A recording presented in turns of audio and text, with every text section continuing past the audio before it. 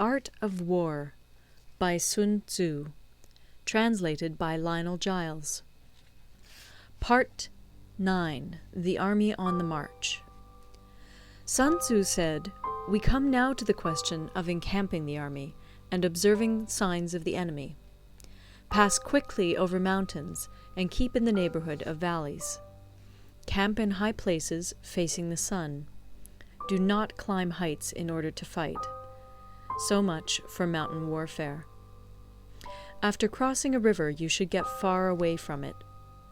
When an invading force crosses a river in its onward march, do not advance to meet it in midstream. It will be best to let half the army get across, and then deliver your attack. If you are anxious to fight, you should not go to meet the invader near a river which he has to cross. Moor your craft higher up than the enemy, and facing the sun. Do not move upstream to meet the enemy.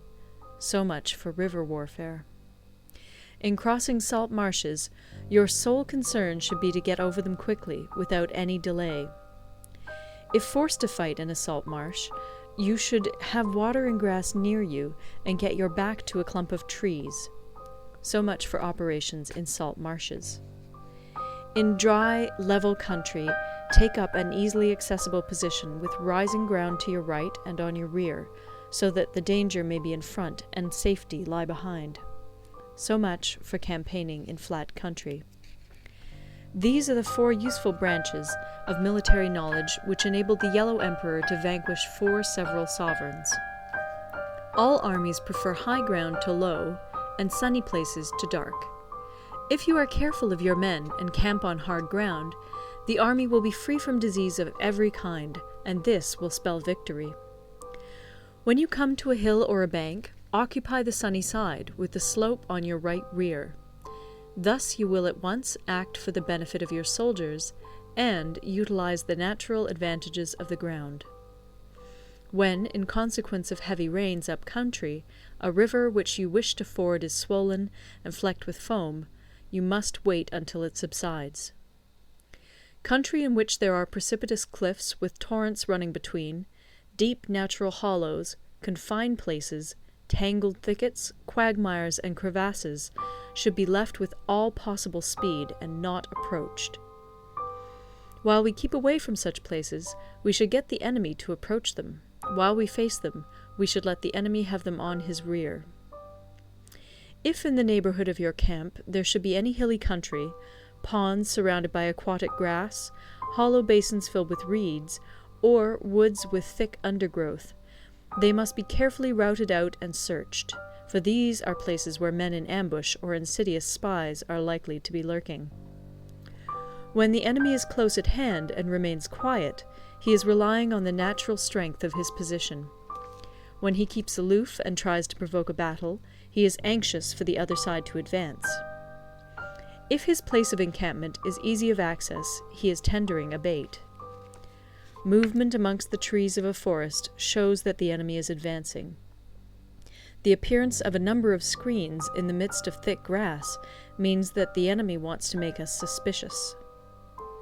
The rising of birds in their flight is the sign of an ambuscade. Startled beasts indicate that a sudden attack is coming. When there is dust rising in a high column, it is the sign of chariots advancing. When the dust is low, but spread over a wide area, it betokens the approach of infantry. When it branches out in different directions, it shows that parties have been sent to collect firewood. A few clouds of dust moving to and fro signify that the army is encamping. Humble words and increased preparations are signs that the enemy is about to advance. Violent language and driving forward as if to the attack are signs that he will retreat. When the light chariots come out first and take up a position on the wings, it is a sign that the enemy is forming for battle. Peace proposals unaccompanied by a sworn covenant indicate a plot. When there is much running about, and the soldiers fall into rank, it means that the critical moment has come. When some are seen advancing and some retreating, it is a lure.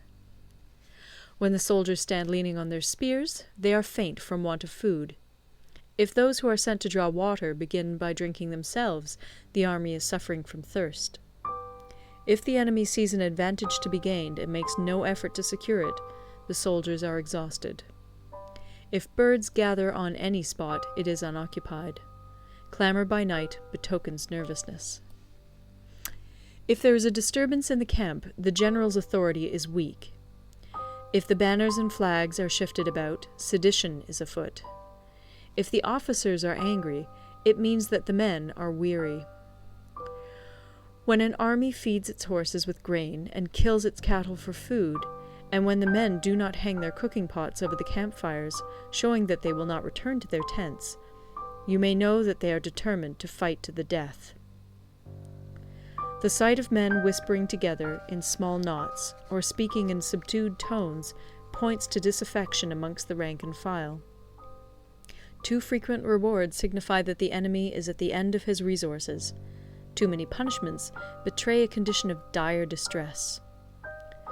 To begin by bluster, but afterwards to take fright at the enemy's numbers, shows a supreme lack of intelligence.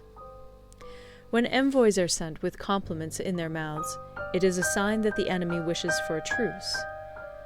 If the enemy's troops march up angrily and remain facing ours for a long time without either joining battle or taking themselves off again, the situation is one that demands great vigilance and circumspection. If our troops are no more in number than the enemy, that is amply sufficient. It only means that no direct attack can be made. What we can do is simply to concentrate all our available strength, keep a close watch on the enemy, and obtain reinforcements. He who exercises no forethought, but makes light of his opponents, is sure to be captured by them. If soldiers are punished before they have grown attached to you, they will not prove submissive. And, unless submissive, they will be practically useless. If, when the soldiers have become attached to you, punishments are not enforced, they will still be useless. Therefore, soldiers must be treated in the first instance with humanity, but kept under control by means of iron discipline. This is a certain road to victory. If, in training soldiers, commands are habitually enforced, the army will be well disciplined. If not, its discipline will be bad. If a general shows confidence in his men, but always insists on his orders being obeyed, the gain will be mutual. End of Part 9. Part 10. Terrain. Sun Tzu said, "We may distinguish 6 kinds of terrain, to wit, 1.